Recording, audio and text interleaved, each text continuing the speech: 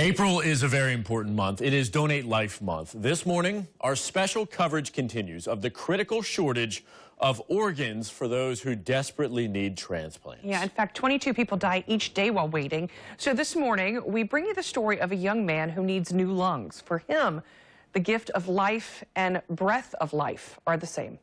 From a distance, Aaron Mickle looks like a healthy man visiting the site of the new home that will be built here for his young family. But look closer. A tank and tubes carrying oxygen are with him 24/7 because without them, he can't breathe. I never realized it could be so precious.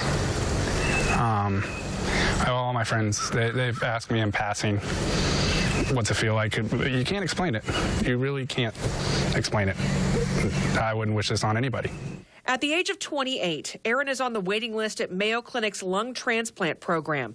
Doctors say they can't explain the cause of his pulmonary fibrosis, but it has progressed to end-stage lung disease. A transplant is his only answer. Well, they would get progressively worse. He would require more and more oxygen to the point where he'd become very debilitated, and ultimately he would die from this disease. Since his diagnosis, Aaron's family has grown even closer. His father bought enough land so homes for Aaron, his parents, and twin sister will put the whole family within walking distance. The support means everything. We're hopeful. Trying to be. You got your good days and bad days. She, my rock. Stephanie says the key to being Aaron's rock comes from what she loves the most about him, his sense of humor. They don't have to look beyond their daughter, Rowan, and her fascination with his oxygen. She calls it his oxy. She carries the tubes to him when we get home from his home machine. She carries it to him, and then she goes back to the machine and turns it on for him. And yes, and she's done that since she was at least a year old, since she could walk. Yeah.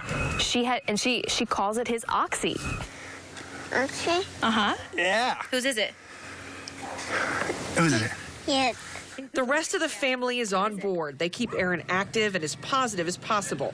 He's received 3 calls that his donor lungs might have been found.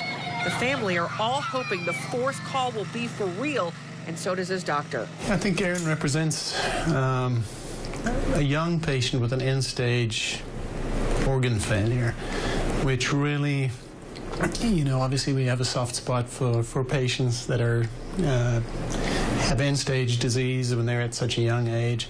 And one thinks of Aaron, and one also thinks of the cystic fibrosis patients who are very debilitated at a young age. And so, of course, we care about every single person on our list, but sometimes it's hard to ignore the fact that these patients are so young sometimes.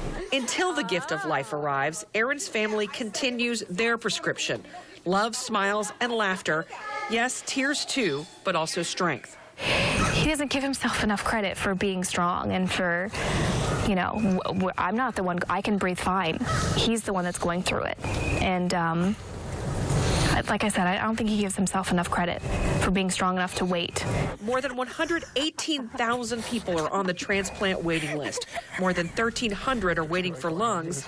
Aaron Mickle is one of them.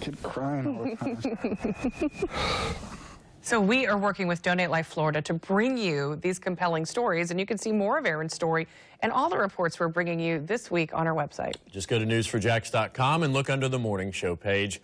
There's also very important information about registering to be an organ donor. Literally, what do you have to lose? I mean, everybody out there should be an organ donor. Absolutely. So very important.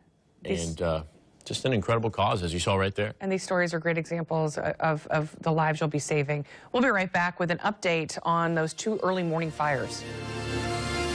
If you love